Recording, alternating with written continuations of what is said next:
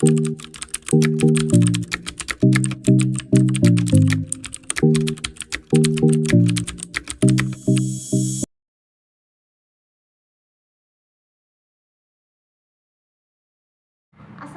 warahmatullahi wabarakatuh. Saya Maya Nurjana dari Institut Agama Islam Negeri Surakarta atau sering disebut dengan IAIN Surakarta, Fakultas Syariah, Prodi Hukum Ekonomi Syariah. Di sini saya akan menjelaskan sedikit tentang bantuan hukum non-litigasi.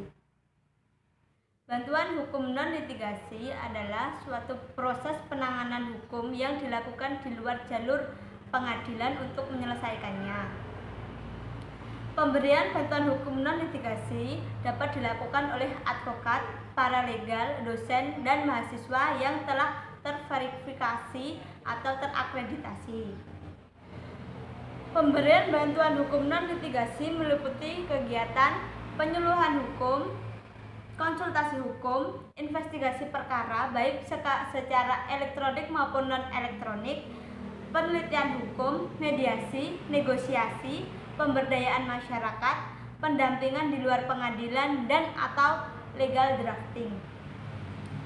Penyelesaian di luar pengadilan umumnya dinamakan dengan Alternative Dispute Resolution atau ADR. Penyelesaian sengketa ini bertujuan untuk menekankan pada upaya musyawarah untuk mufakat, kekeluargaan, perdamaian, dan sebagainya.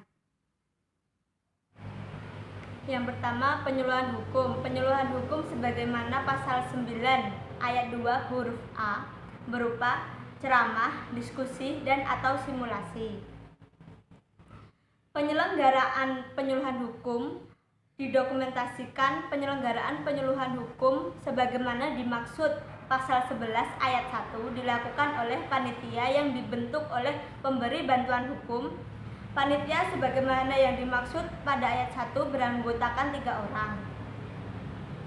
Keanggotaan panitia merupakan perwakilan dari unsur advokat, paralegal, dosen, dan atau mahasiswa fakultas hukum yang terdaftar pada pemberi bantuan hukum. Yang selanjutnya, pemberdayaan masyarakat. Pemberdayaan masyarakat sebagaimana dimaksud dalam pasal 9 ayat 2 huruf G dilakukan guna meningkatkan pengetahuan hukum penerima bantuan hukum untuk yang pertama, penanganan atau pemantauan kasus, yang kedua, penyusunan permohonan atau gugatan, yang ketiga, pelaporan kasus atau pendaftaran kasus.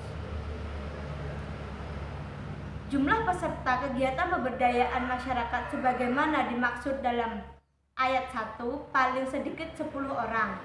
Pelaksanaan kegiatan pemberdayaan masyarakat disusun dalam sebuah laporan pelaksanaan kegiatan, meliputi jenis keterampilan, jumlah penerima bantuan hukum, dan jangka waktu kegiatan.